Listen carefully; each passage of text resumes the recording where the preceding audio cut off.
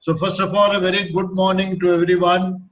It's really good to see such a large number of people coming to the Indore study group of Krishnamurti teachings. I'm especially grateful to Dr. Gajanan Rao and Mr. Harsh Tankha, who has been very kind to join us again. Our speaker for today is Mr. S. Gopalan, who is a known figure in Krishnamurti circles. But for others who don't know him, I'll give a brief introduction. Mr. S. Gopalan is a former teacher of the Valley School, Bangalore. He has a bachelor's degree in physics and is a chartered accountant by profession. After 8 years in the industry, he came in contact with Krishna in 1980 and became a parent of the Valley School in 1982 and joined as a teacher in 1983. He presently resides in the campus of the Valley School. He has written 2 beautiful books, From Bud to Blossom, and the second one, which has come quite recently, which is a sequel of the first one, 1+1, Infinity or Eternity.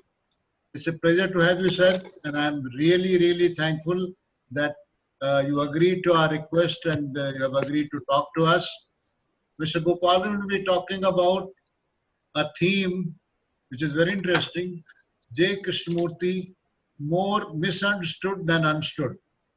With these words, I'll just tell you the format of this talk. You will take about 45 minutes to maybe 50 minutes to complete your talk. And after that, Dr. Gajanan Rao and Sri Harsh Tankha will share their observations on it for about 10 to 15 minutes each. And after that, we'll take questions from the participants. So please go ahead, sir. Welcome. Thank you very much for this opportunity to present my views at this forum. The title of the meeting is rather provocative, and it is meant to invite a lot of challenges and a lot of hopefully animated discussion, if nothing else, later in the talk. Between 1983 and 1986, Krishnamurti referred to the story of Nachiketa from the Katha Upanishad at least 5 times. And it has also come in the Kitchen Chronicles. So I'm beginning with this deliberately because this is the first misconception that I would like to say we have made about Krishnamurti, which is that he discarded all spiritual texts. He did not discard anything. What he asked was, why do you believe that there is God? Why do you believe in anything that you hold dear? So the question really that he asked was, why do you believe? Why do you follow? Why do you worship these spiritual texts? They are, after all, only words. Words cannot be sacred. What is your motive in doing all this? This was the question put to us. The texts themselves were never commented upon. So in the Sanatan Dharma of this land, there are said to be 108 Upanishads, of which maybe 15 or 20 are available to us today.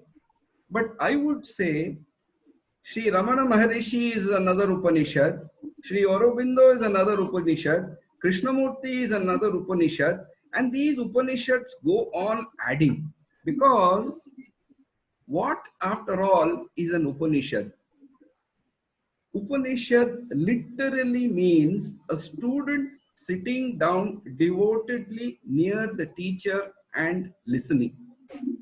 Now, do we not sit in the same way and listen to Krishnamurti, whether it is live or recorded?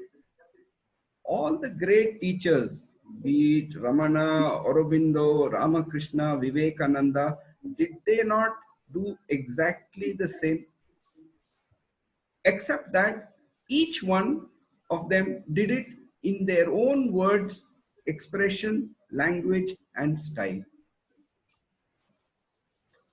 So my question is, are we mimicking Krishnamurti because he seems to be realized and has said that he has never read a single scripture?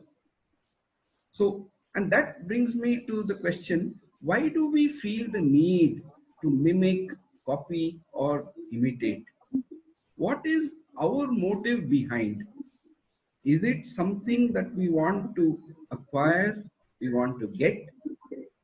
And who is it that has this want? So these questions come to me from listening to a statement like that. Now, Krishnamurti has said, word is not the thing.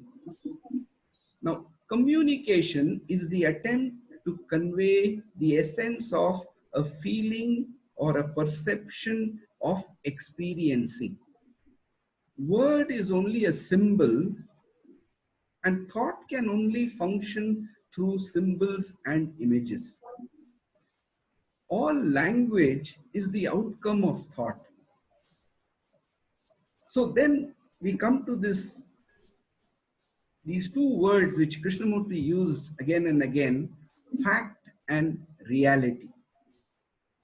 Is not all fact and reality within the realm of thought? So when a statement is made by Krishnamurti, that's a fact, undeniable, true fact. There's no argument with this fact. But still, all the facts remain in the domain of thought, and all reality is in the domain of thought. So, fact and reality cannot be truth. One may say they are the expression of truth through thought with its limitations. But truth is far greater, and the word cannot capture it in its entirety ever. So then this question comes, what is understanding? And along with it, one of our other misconceptions, can the intellect understand? I think this is the biggest illusion before us in the realm of the intellect, that intellect can understand, and education is the culprit for really bringing in this, fostering this illusion. Now, thought can only function in duality by separating the subject from the object, from the thinker from the thought. This is an entirely illusory separation created by thought. It's not the truth. But in the separation, the identity of the thinker is maintained. So, is not assimilation intrinsic to understanding? If you take the example of food, so long as food is in the digestive system, it has its identity as food, whatever it is. But once it is absorbed and then it is assimilated and it has become part of the body, does it have a separate identity again? Does it not become one? Is not understanding similar? In understanding, there is no separation, there is no identity. It has to be one intrinsic part. And here comes the limitation of language. In day-to-day usage of English language, knowing, understanding, perceiving are all synonyms.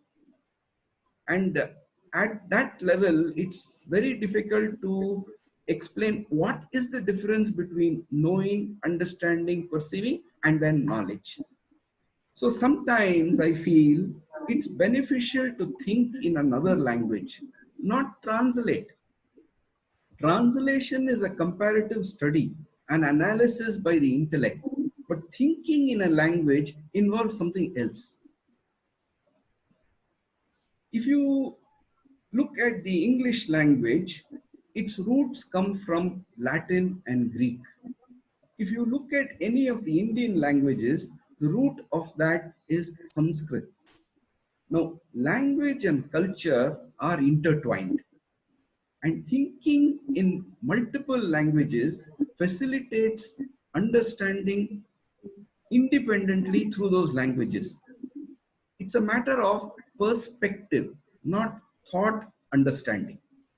Perspective is different from thought.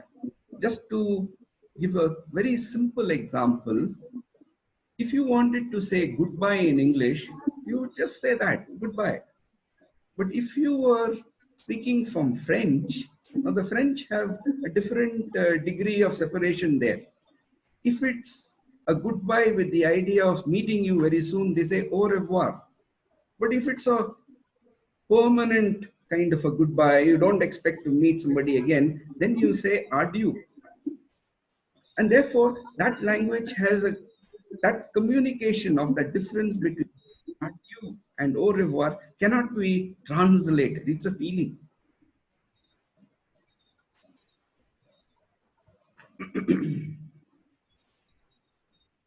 So language and culture, as I said, are intertwined. You can't understand the culture and its priorities without understanding that language.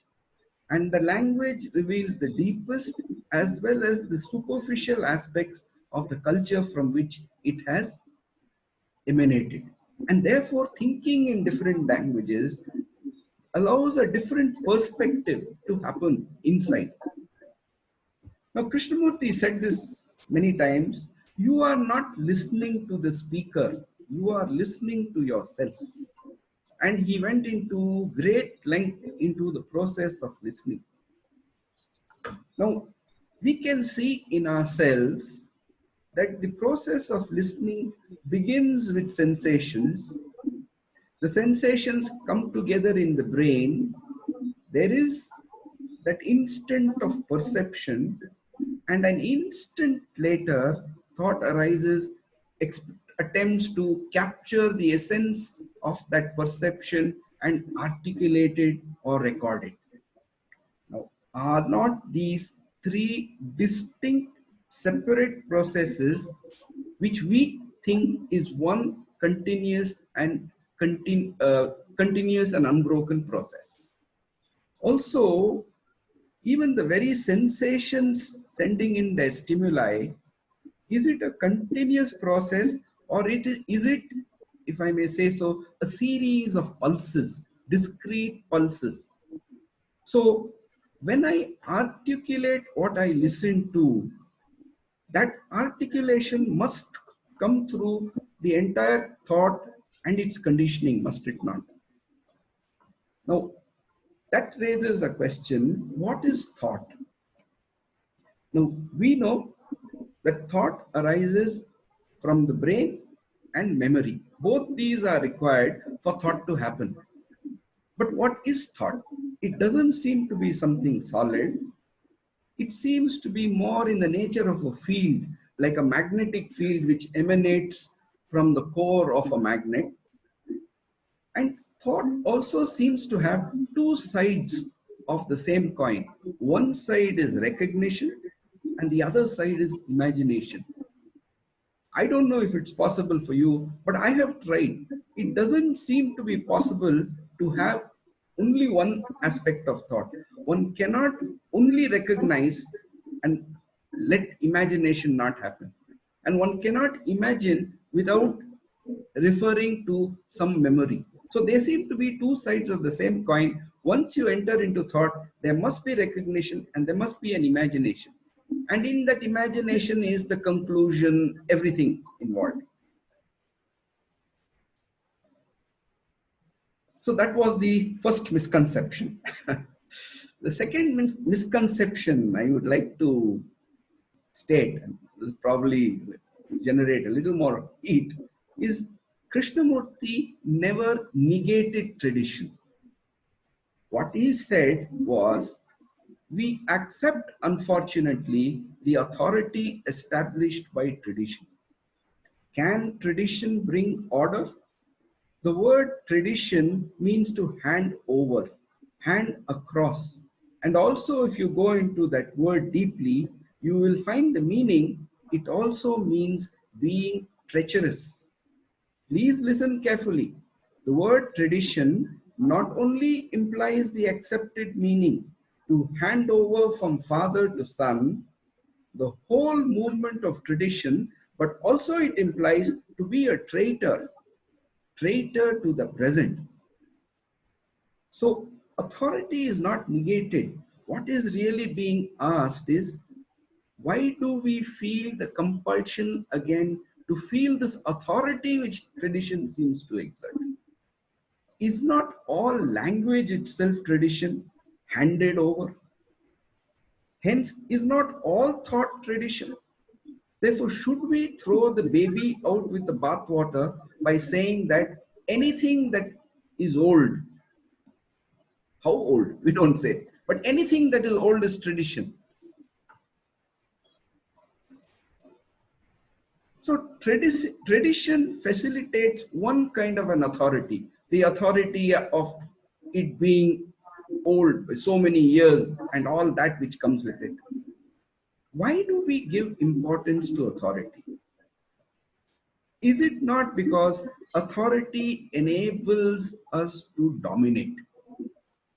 And this urge to dominate, is it an urge of the human being, or is it an urge that we have inherited from the animal, which is still deeply in part of our brain?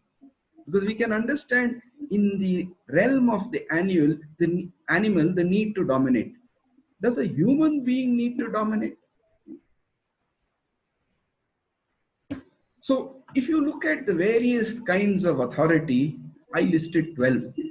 There's the authority of might, the authority of tradition, the authority of belief, the authority of experience, the authority of knowledge, the authority of the interpreter, the authority of lineage, the authority of memory, authority of parents, authority of teacher, authority of the law, authority of what others say. Of these 12 uh, forms of authority, only the authority of might is related to the physical body. A tall policeman or a tall soldier is impressive by his very size. But all the other 11 elements are only at the level of the psychological, available to the intellect to exert. So authority allows the possessor to dominate.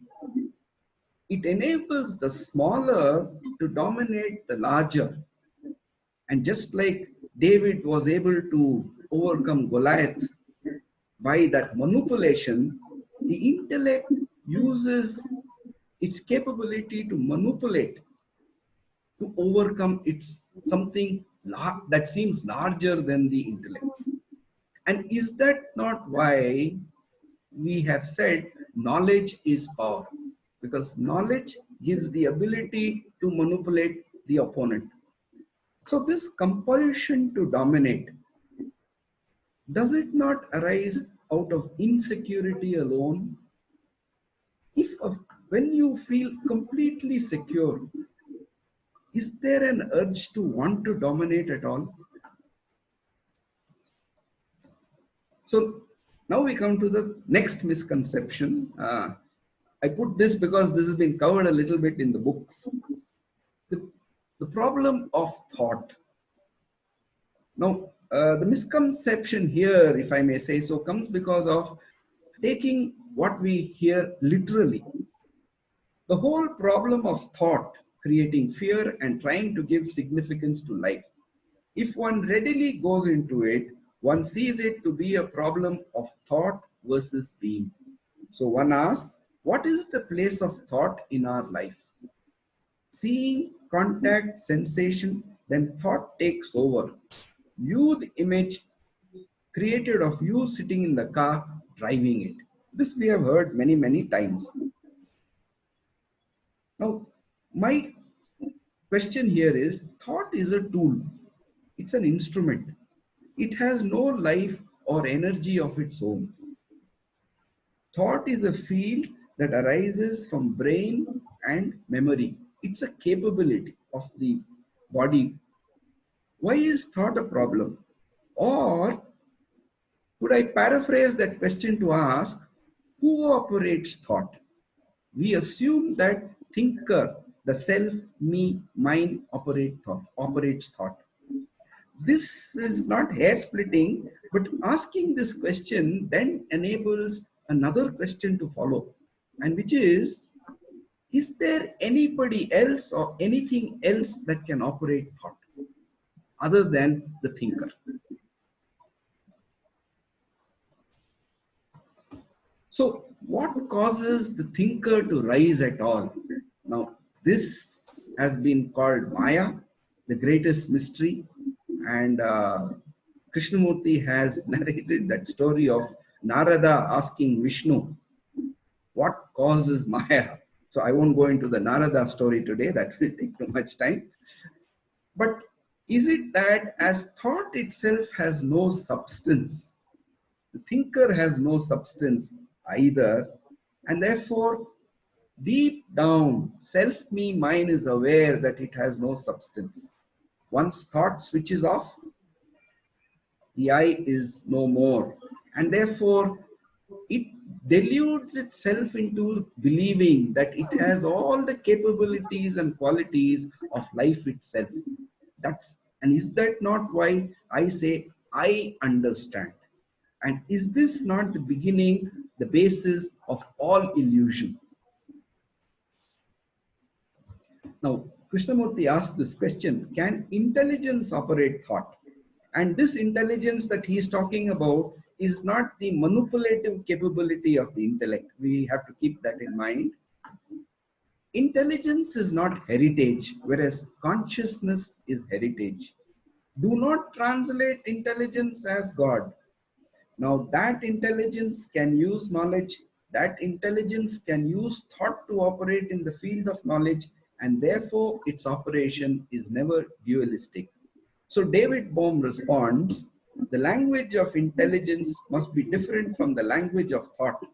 And Krishnamurti answers, intelligence has no language, but it can use language. The moment it has language, it is back again in the field. That intelligence having no language is not personal. It is not mine or yours.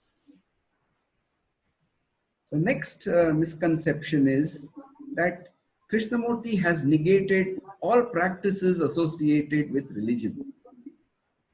So he said, similarly, religion has very little importance in our lives. You may go to the temple, do puja, wear the sacred thread, repeat words and mantras ad nauseum, but that does not mean you are a religious person. That is merely the expression of a mechanical mind of very little content. And on the topic of mantra, at one particular talk, Krishnamurti said, if you repeat every morning for 20 minutes, in the afternoon 20 minutes, and another 20 minutes in the evening, they bring you a certain quality of quietness, this constant repetition. You can just as well repeat Ave Maria or Coca-Cola or any other mechanical repetition. So, listening to talks like this, we do form an impression that any mantra, any chanting is repetition.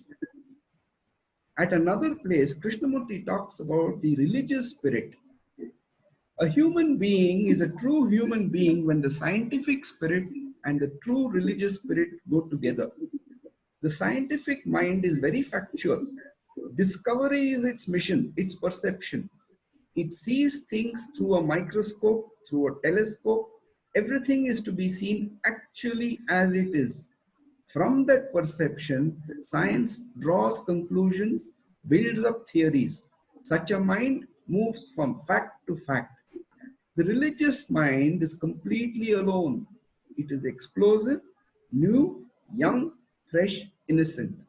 The innocent mind, the young mind, the mind that is extraordinarily pliable, subtle, has no anchor. It is only such a mind that can experience that which you call God, that which is not measurable. And in that context, Krishnamurti talked about mantra in a very different way at another talk. The Sanskrit word mantra means man. Man means to reflect, not becoming or being. Reflect about it, think about it, ponder about it, meditate about it. And thra means destroy or put away, deny all self-centered activity. Now, this act of reflecting, thinking, pondering, meditating, is this a repetitive activity? So, what is reflection? Is it an activity of thought at all? And Krishnamurti, when he comes to questioning, points out if you remain with the question and not try to find an answer, the question itself begins to unfold. So, anything that facilitates reflection is then valuable. They could be words of a teacher, it could be a tree in the field, it could be the line of mountains. What is important is the act of reflection.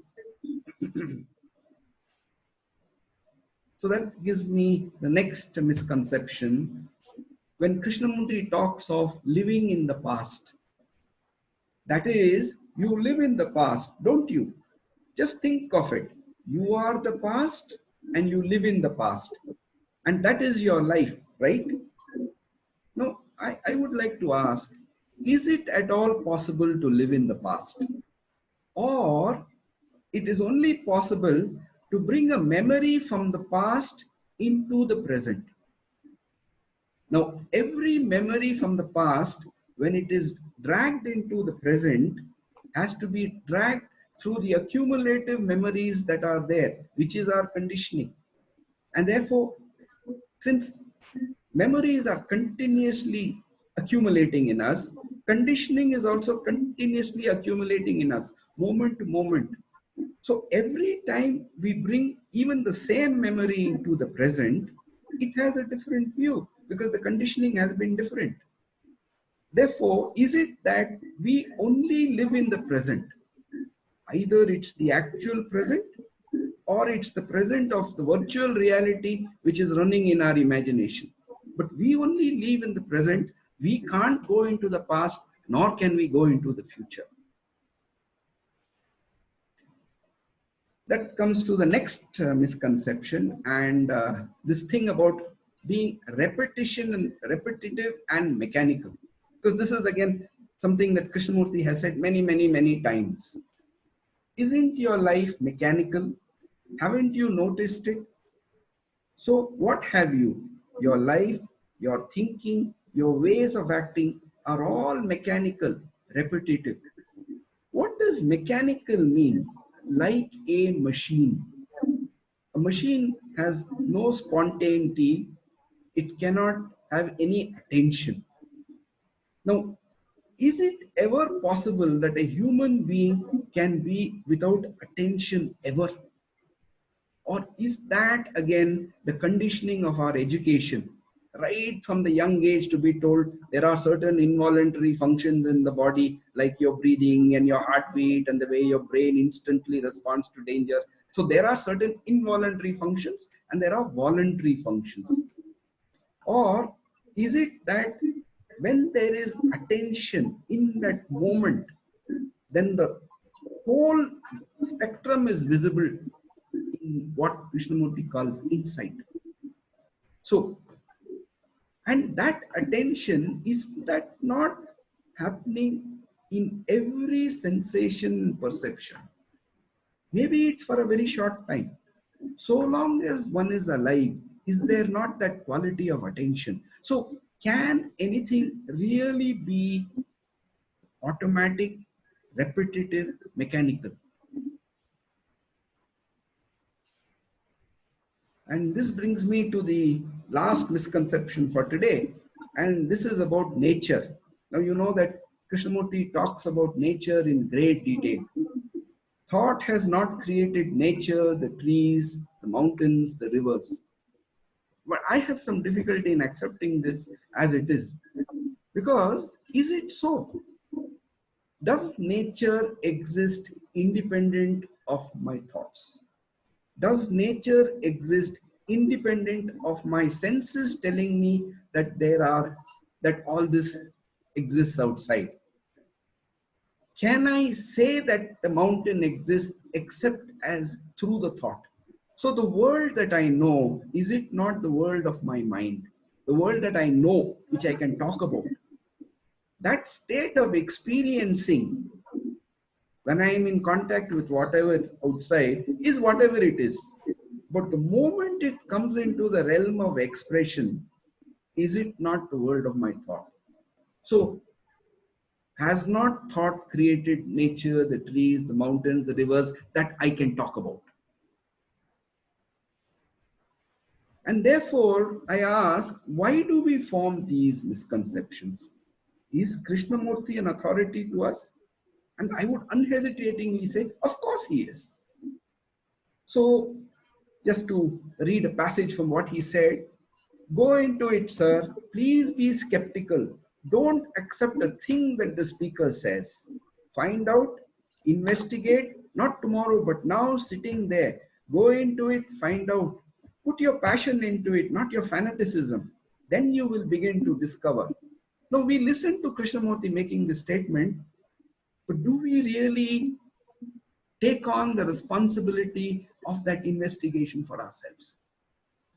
So, and not doing that, does it not bring about this complete absence of originality and creativity in our lives? And here one must say education is the primary culprit, because the essence of the education system is to teach conformity. Yes, sure, we allow a longer tether, a longer rope, but however long the rope, so long as it is tethered to a stake, the freedom is restricted to the length of the tether. So why is it that we teach conformity in subtle and gross ways and not allow that originality, that creativity to flower? So what is this importance of creativity in living? He has no authority. He does not follow anyone because he is a light unto himself. And that a light arises from self-knowledge. It is the liberation that comes into being when the individual completely understands himself. The religious man is one who is creative, not in the sense of painting pictures or writing poetry, but there is in him a creativity which is everlasting, timeless. And then Krishnamurti goes on to say in this context about attention, observe a tree completely. Listen to the sound of the breeze in the tree, birds fluttering, landing on the trees, calling of an evening. Just to listen, to observe. When you do that, the implication in that observation is that you bring all your attention to it. It's like focusing strong light on something. Then that very light, that very flame destroys that which is turned on. So we are now talking about this flame. In chemistry, they talk about the heat triad. For a flame to burn, it requires three things. There has to be fuel, there has to be oxygen, and there has to be a certain temperature, a heat maintained. If one of these three is missing, the flame goes out. I'm bringing that as a simile for the human being. Every human being is born with this flame. It can't be given to him. That flame is that flame of life, and every being has it. But he needs these three: the fuel, the oxygen, and the heat, if that flame is to survive and blaze. So, what is the fuel? Are not sensations the fuel? And what is the oxygen which maintains that flame? Is it not desire? What is that thing which provides the heat? Attention itself. So when you have this combination of sensations, desire, inattention, in that flame, the sensations and the desire are burnt, are they not? And the heat remains. So the question to me here is, what will keep this flame alight and blazing? So to return to the beginning, I started with the Katha Upanishad. That was a story from the Upanishad. What understanding does it reveal to me? So to me, it's the essential story of Nachiketa. There are three characters: Vajasrava, the father; Nachiketa, the son; and Yama, representing the timeless. Vajasrava is the self-me mind who thinks about happiness and self-preservation, attempts to cheat death by making worthless or insincere offerings, just as ourself does all the time. Nachiketa is that quality of discrimination which is questioning, is this right? Is this right? And Yama is the energy of the timeless, where the questions go and the answers come from. So, is it possible to be original and discover the meaning for oneself every time afresh? So, there is no learning from somebody. You are learning as you walk, as you explore. So, there is no authority. So the questions I now have for everyone, including myself, from all this quiche which I've put together is one. We have money, intellect. So the questions are, we have money, intellect, education, job, yet we are afraid to chart our own path, blaze our own trail. Why? Why are we hesitant about being original and creative? Why are we always seeking to conform to what the majority or the society does? Why do we need their validation for everything? Why this perpetual search for illusion of security through conforming? And does having money, intellect, education, job itself dampen the flame instead of encouraging it?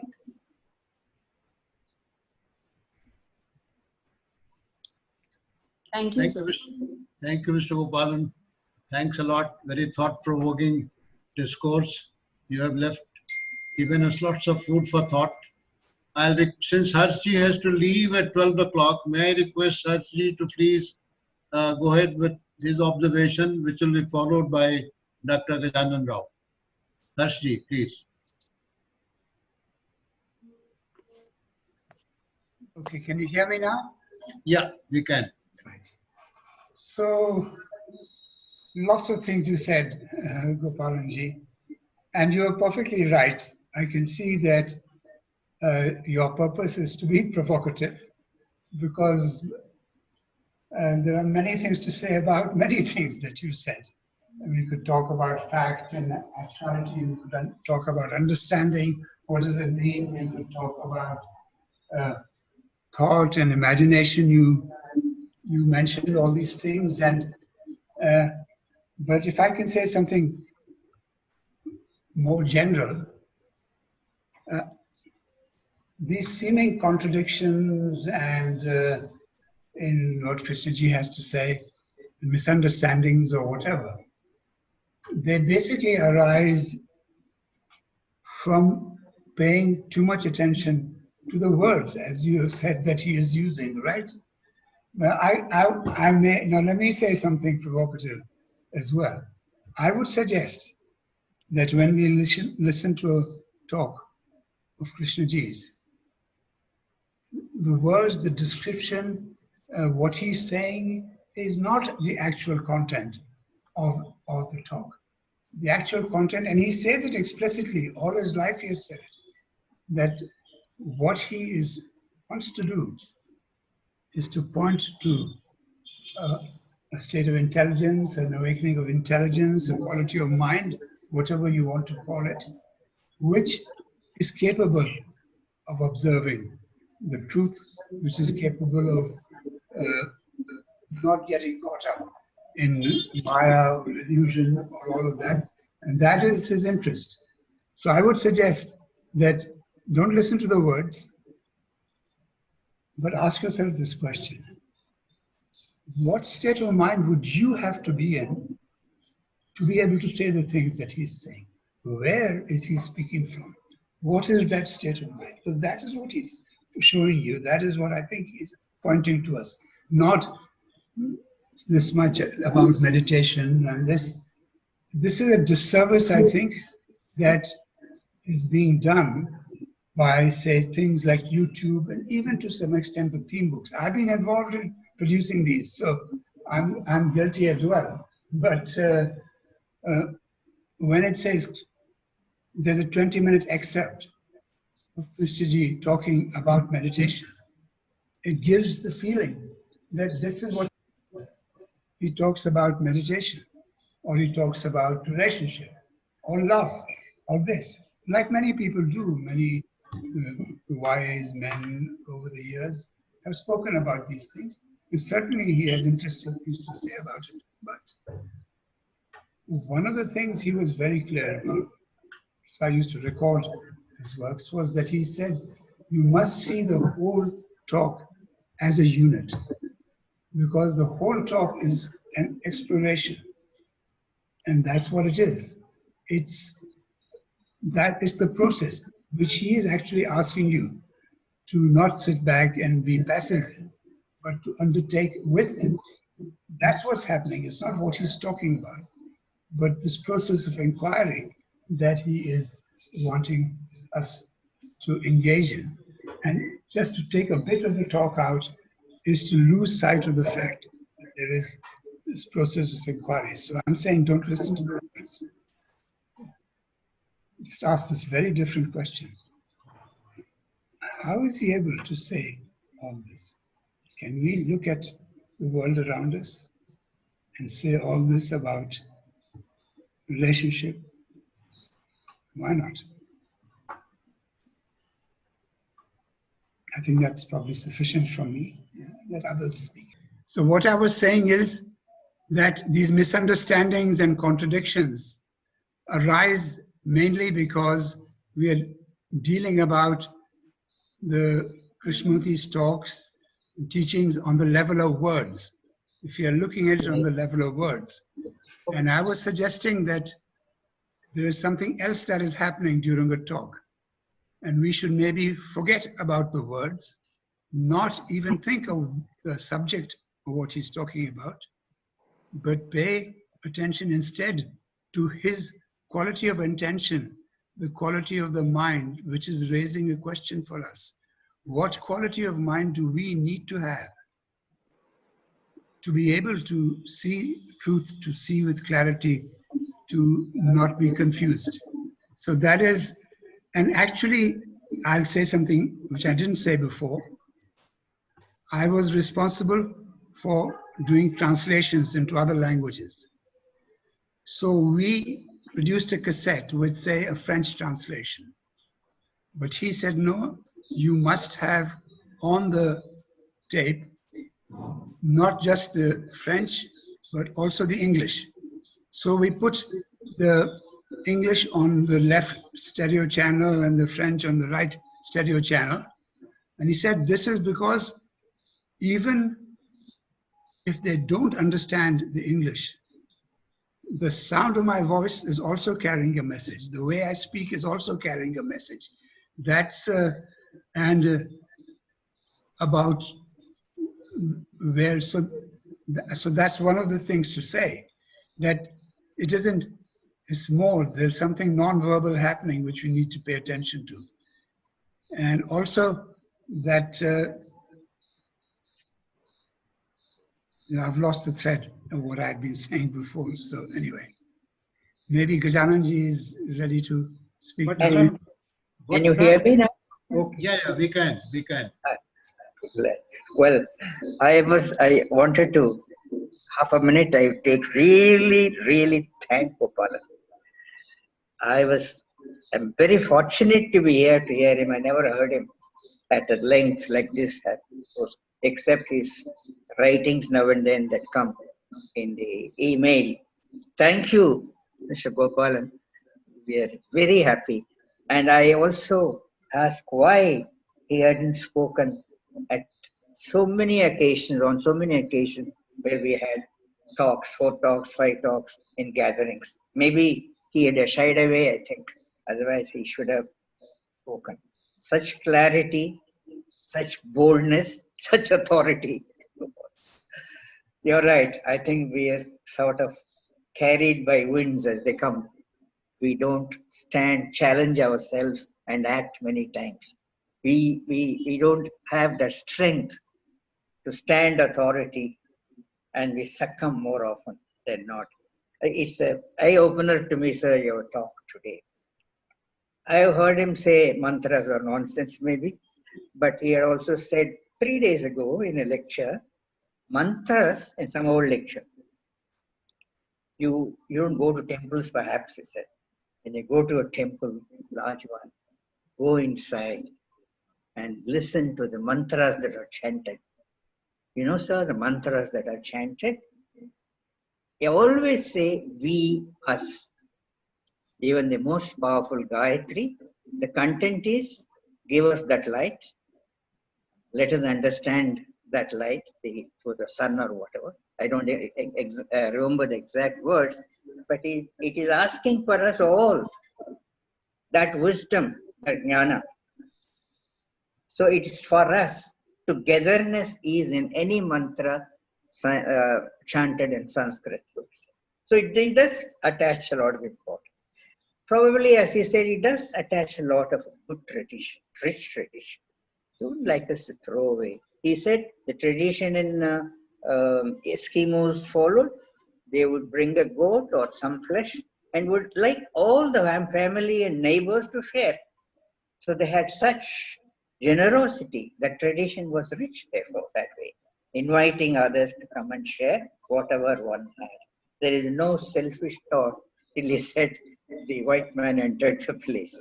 So he has said two things. It's for us to understand, not blame him for conflicts in himself. But I would want to ask Gopal and Sir to explain a bit. What does it mean when you say truth? It's not reality, right? What would you interpret truth as in words? Is it equivalent to God? Is it equivalent to that unknown vastness? Or what is it? You didn't bring that word maybe today. You said fact.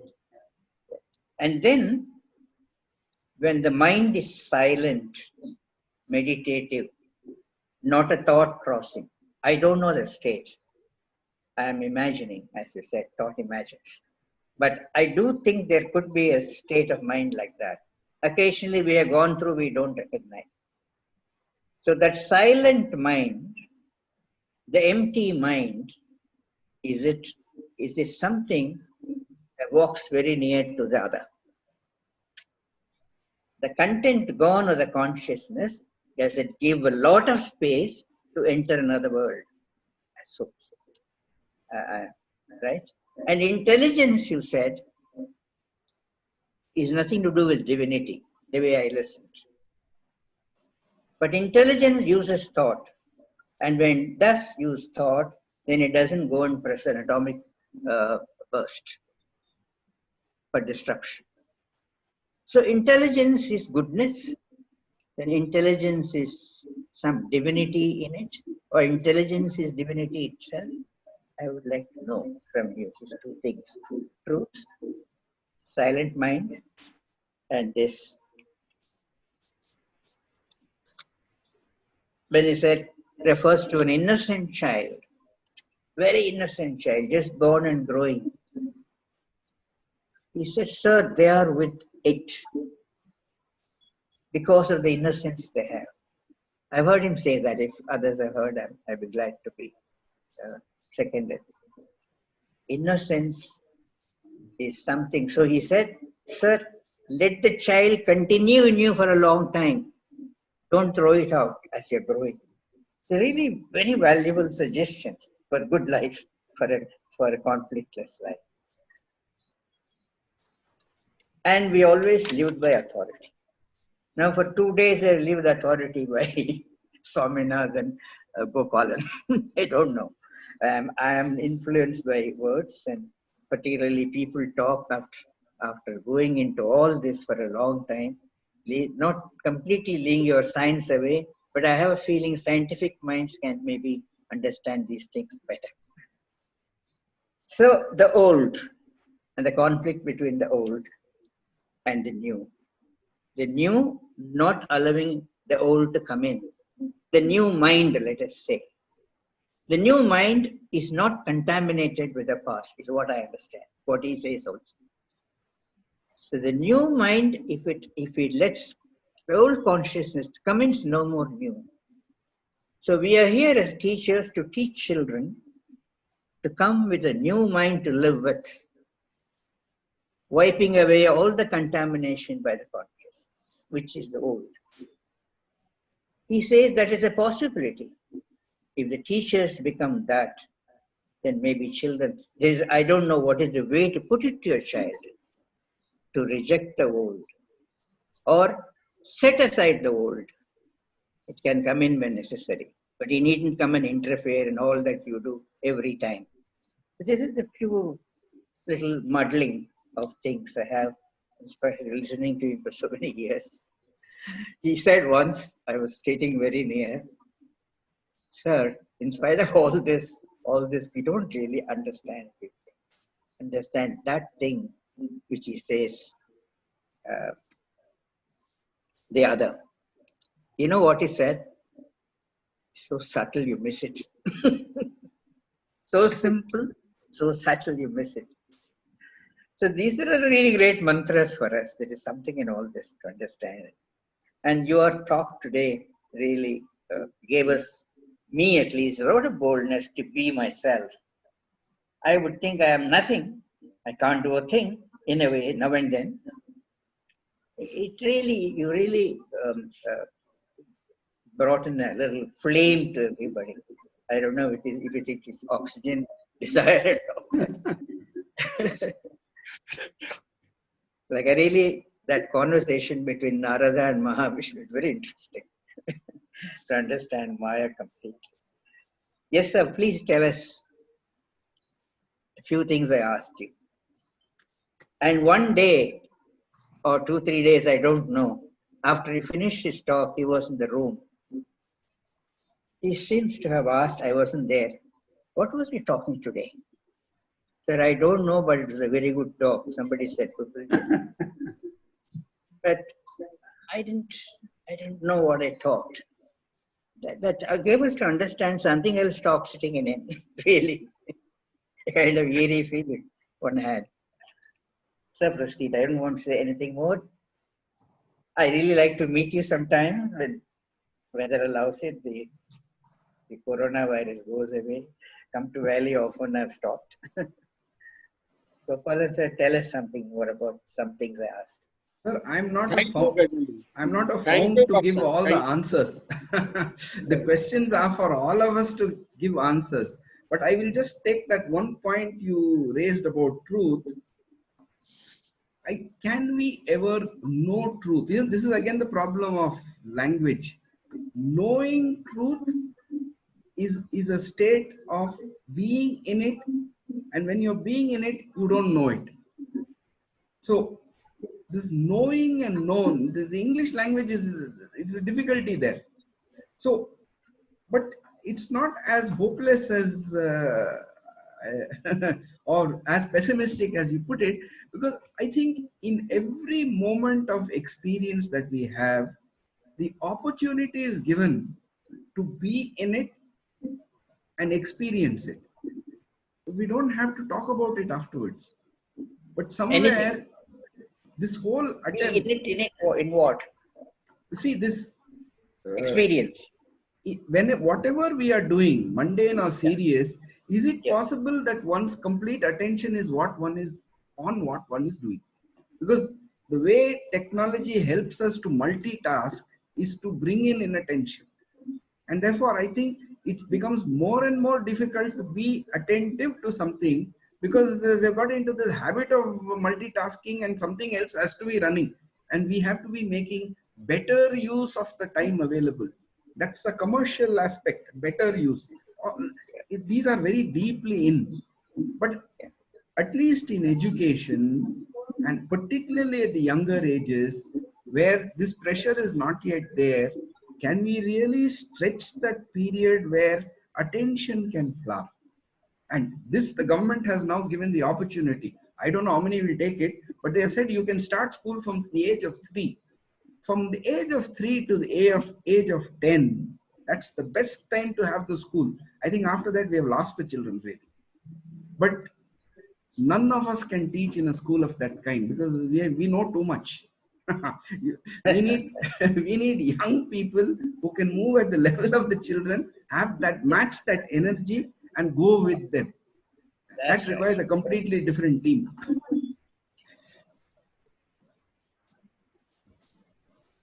Okay.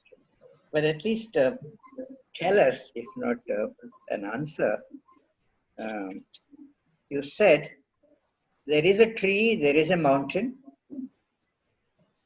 Which you look at it, as you are absorbed by it and the beauty of it, you have got very near to it, to the extent that there is somebody singing, you become that if you're interested in music and you have lots of love for it. So there is this merging together, that, what is it called? What do they call it? One, Dvaitam. So undivided state of you or that. So there, where is thought? You also said, even in that, where he says a tree and a mountain, the thought completes it. Something like that, you said, didn't you? Yeah, this is our difficulty from a very, very early age in life.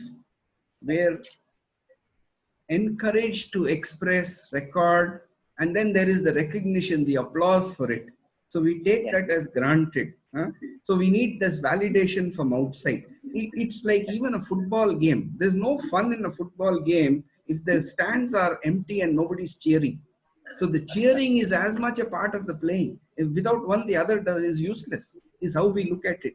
So we may talk about doing something for its own sake, but do we know what it means to do something for its own sake? And is that not something one brings in at a very early age in life?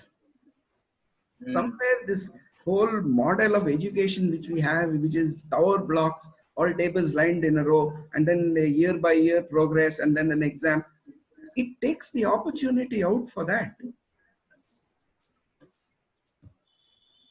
Child in the beginning does that, something by herself or himself, building something, all absorbed. But then we are habituated to run to parents and say, come and see Amma how it is. That has already come in, thanks to our help. Right. One's appreciation. Thank you, sir. Thank you, sir.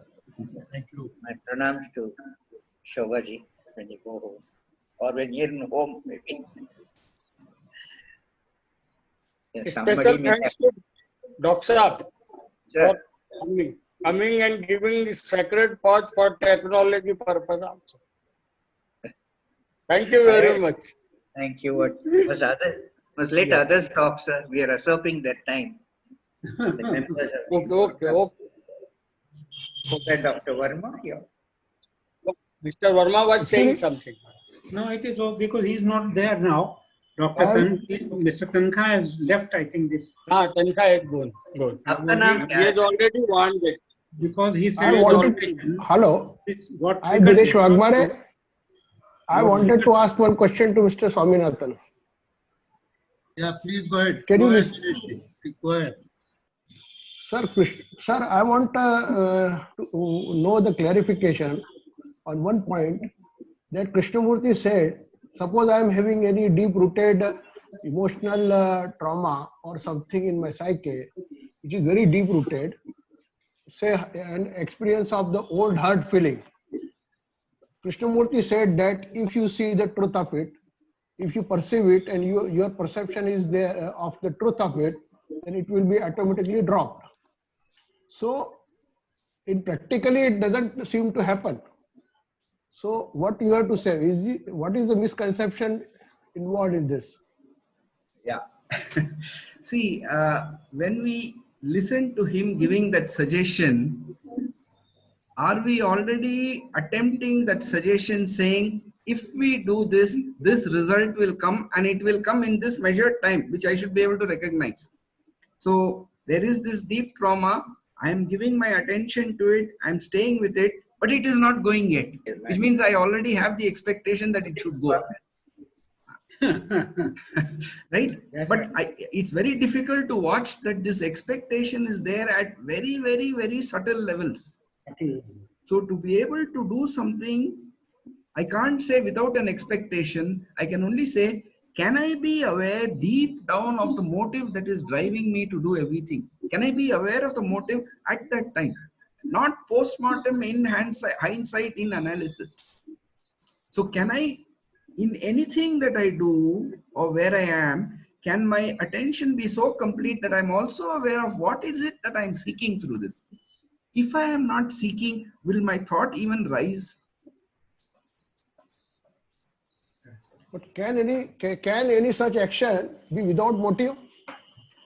So can I be aware of the motive? Not say there should be no motive, but can I be aware of what is this motive? I want freedom from this suffering, or I want to experience that state of peace. What is that motive? Can I just name it for myself?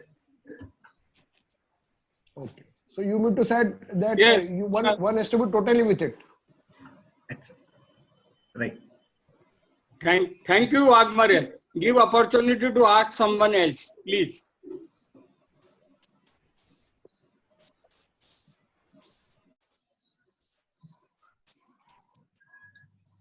Harshad ji, you want to say something?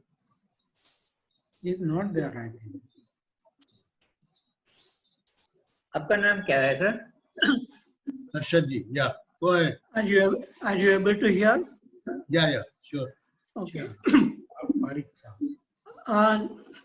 One thing which Gopalan sir has not talked about, but maybe use different word, is this thing called awareness.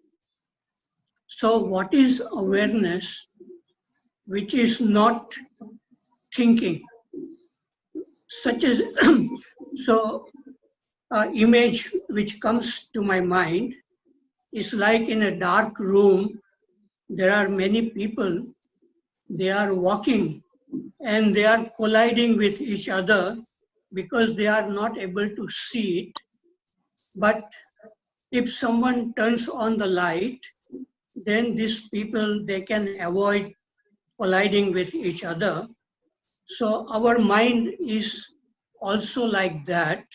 There are many thoughts which are going on without awareness, which is like being in the dark.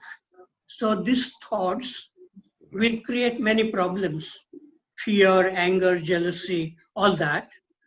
But if this light of awareness comes, then these thoughts can exist, but they will not create any problem. They will avoid creating problem. So the main thing in this field of spirituality or religion is about awakening of this awareness which is there in us, but it is buried under many, many layers of thinking. And this awareness is not awakened, and so our life becomes full of problems.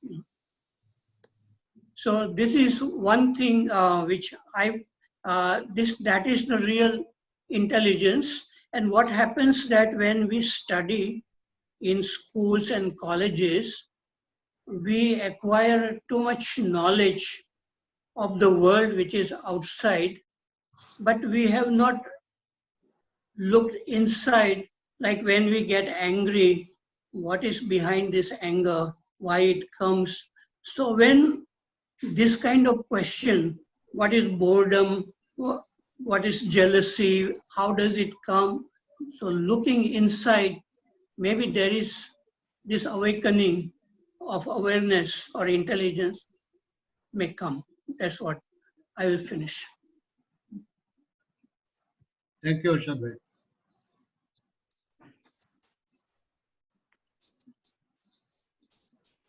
Prakash ji, yes, please. Go ahead. Unmute yourself.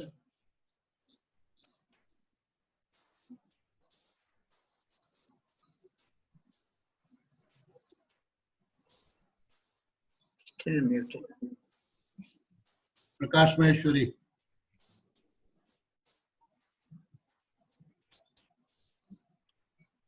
Then Savita ji. After that, Savita ji.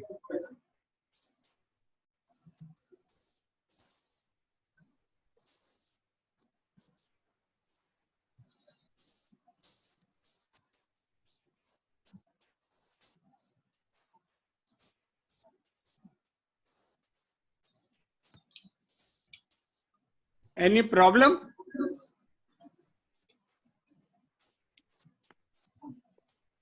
He is not able to unmute himself. Yes, Savita ji, please ask Savita ji to ask the question. Please Yes, raise it. sir. Yeah, Yes, go sir. ahead. Go ahead. Go ahead. Balan, so my question is to you. You said he,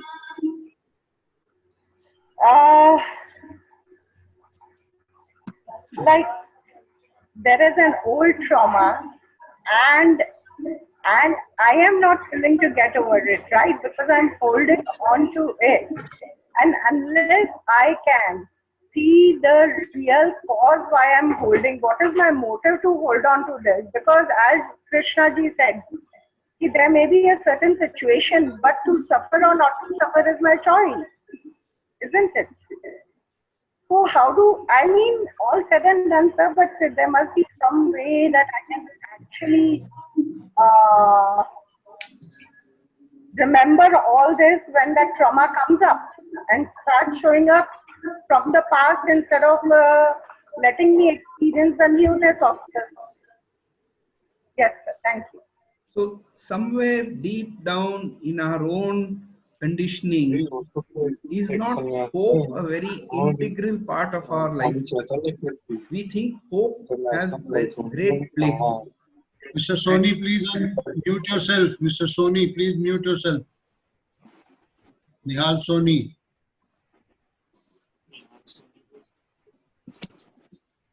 Yes. So we live with hope in us all the time. And is that not one of the conditionings we have got from the education system that we have all grown up in? Hope is a very essential part of that tradition. But what is hope? And is there such a thing as hope? And what is the implication of hope? Why should we have hope? Who wants hope?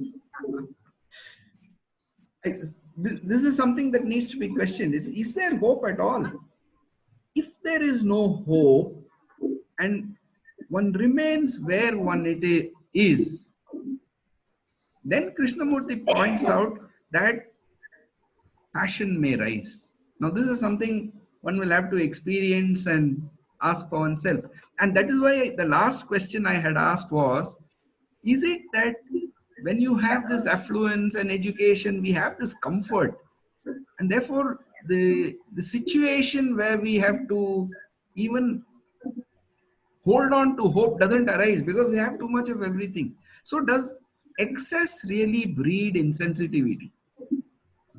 Right? And this is one of the statements of Krishna that comes to me again and again and again, whether it's the Bhagavatam or the Bhagavad Gita. The statement that when I want to bless my devotee, I send him poverty. So do we have to wait to come to that stage to learn? I mean, after having all this, are we going to wait for that to come to us? Then it's not being intelligent. Yes, sir.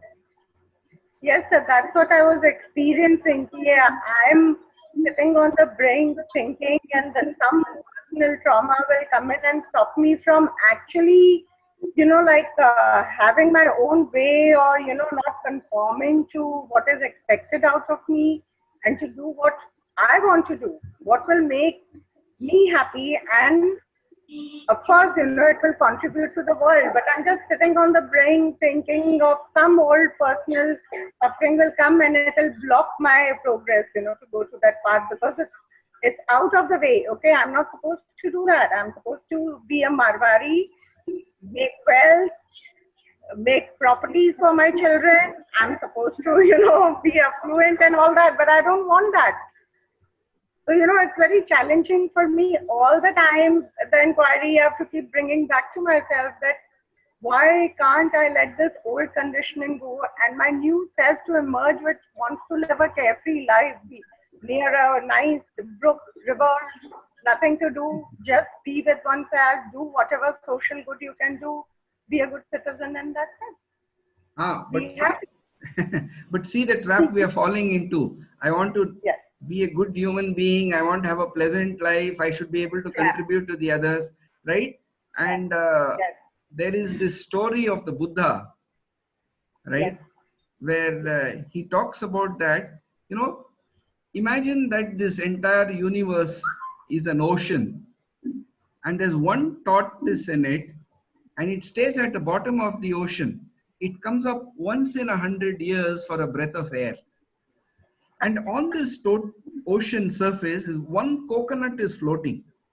Now he asks his Shishya, what is the probability that when the tortoise comes up once in that 100 years, his head will strike the coconut? And the Shishya says, that's next to impossible. And the Buddha says, that's the possibility of getting a human birth.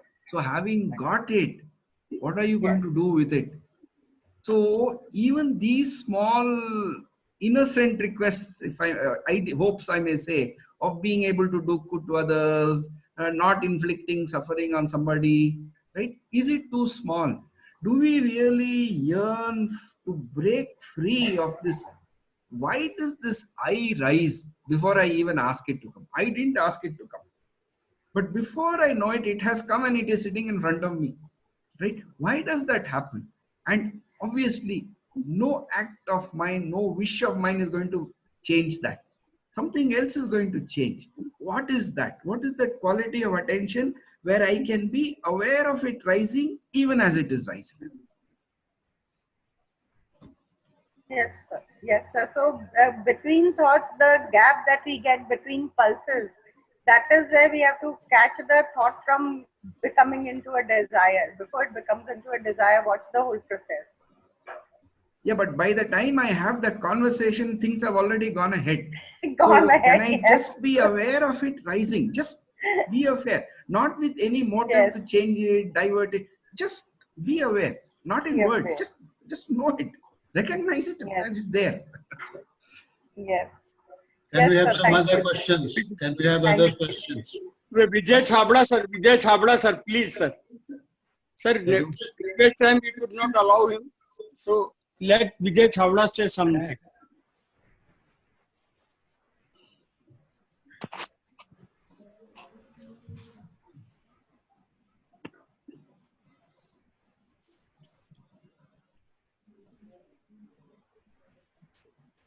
Problem with Vijay Chhabra?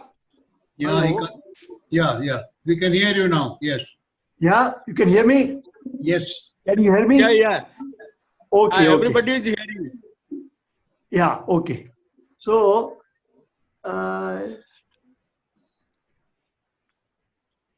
yeah, okay. So,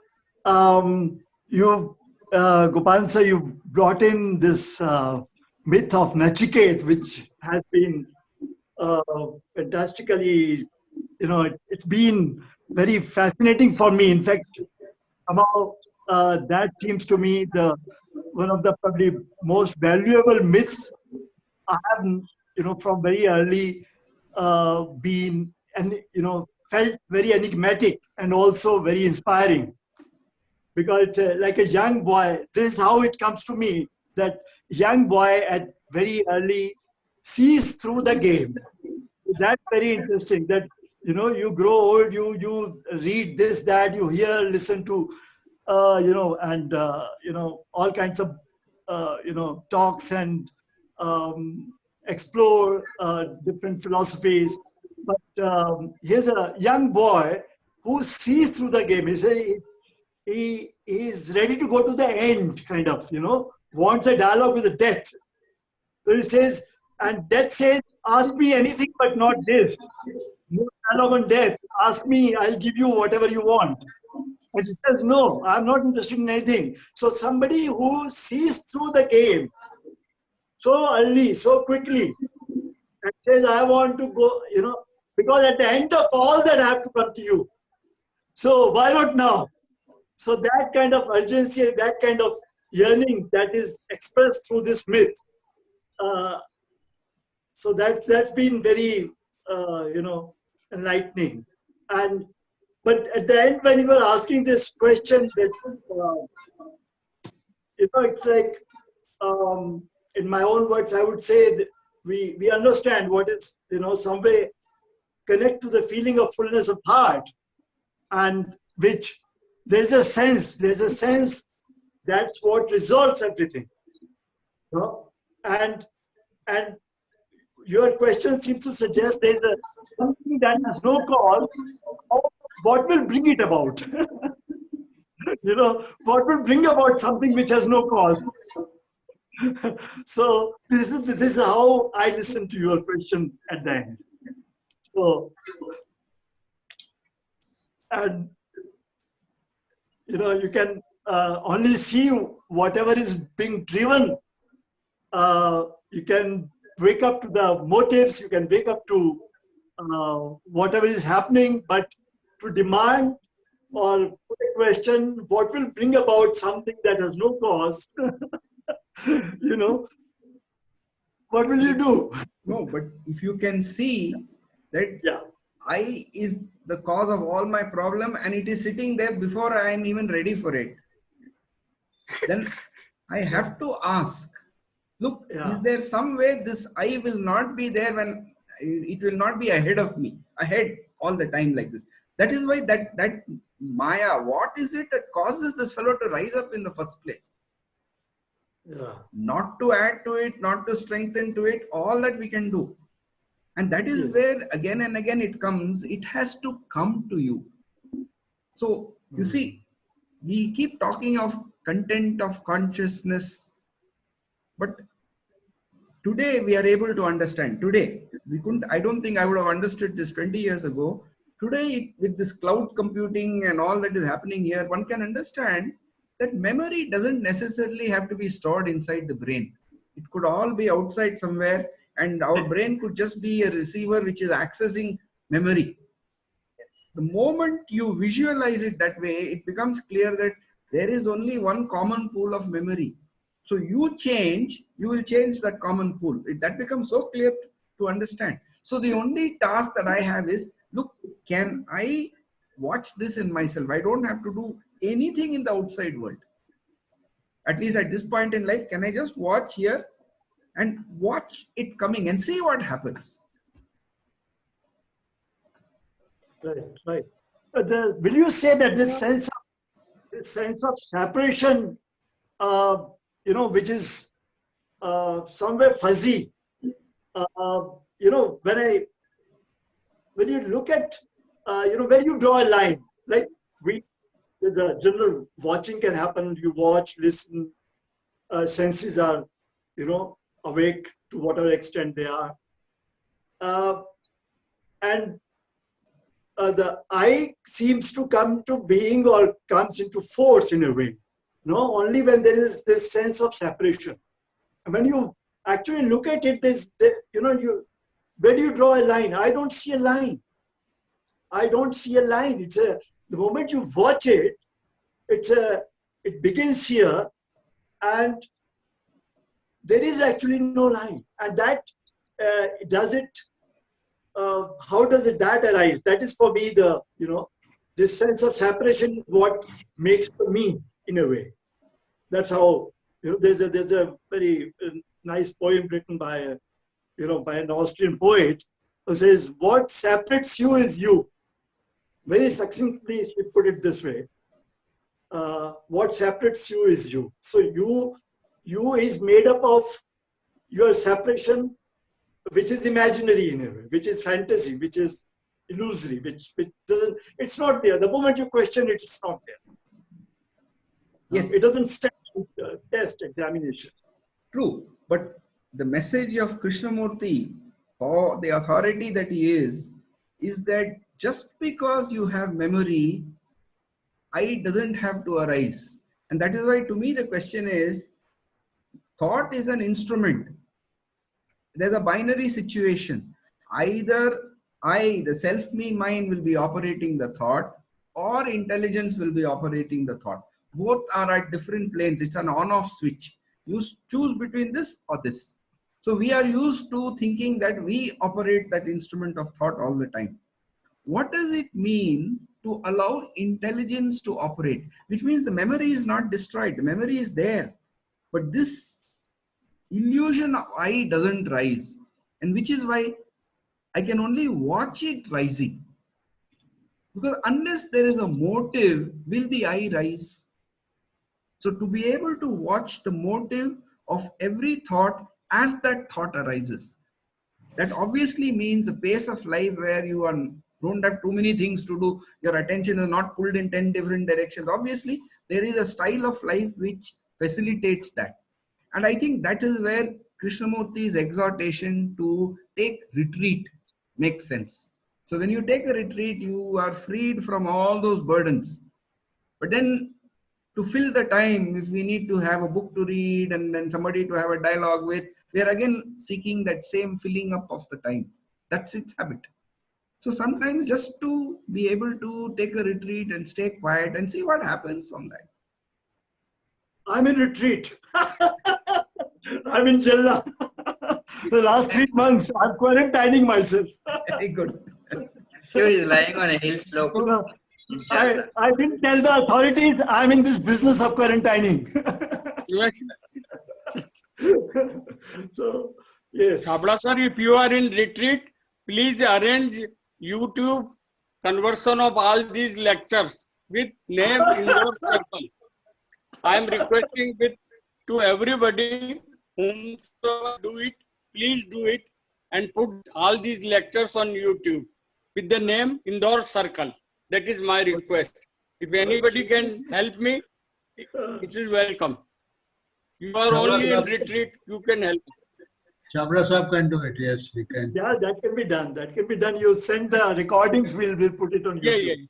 Yeah, I used to send recording to you all the time. No, I've got 2 or 3, not all. I've got 2 or 3 when I requested you. But we can do that. That can be done. Yeah, I will be going it to do. But you have to put name Indore Circle, because this is my problem, that Indore people can also listen on YouTube by clicking Indore Circle. That is what I want. Okay. Thank you very much. One small question, sir, to Gopalanji. Whether in watching last question, as usual, last question. Last question. Take 5 minutes only. Whether in watching, cognition is there, which allows you to be to see that arriving or arising in me, because that suffering doesn't allow you to go to retreat. You see that whatever it is, it may be anger, whatever it is. Once it is there arising, whether cognition is there in watching. So that raises a question, who is it that watches? Is it thought that watches? Thought cannot watch, it can only recognize. So it's not thought that is watching. So what is it that is watching? That means whatever is watching has to be even before thought. And thought can only come and interfere in the watching. Just to be aware that thought with its memory comes and interferes. Let that awareness have its action. The moment I try to say these steps should happen, that's again thought getting into it. Can we understand and experience what it means to let awareness have its own action? Awareness without cognition. Cognition is thought. Cognition is thought. So awareness is not cognition. Okay.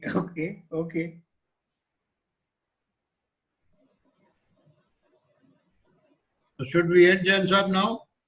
Yes, sir. But Swaminathan Gopalan will have to come back again, because so many people wanted to have dialogue with him. This is the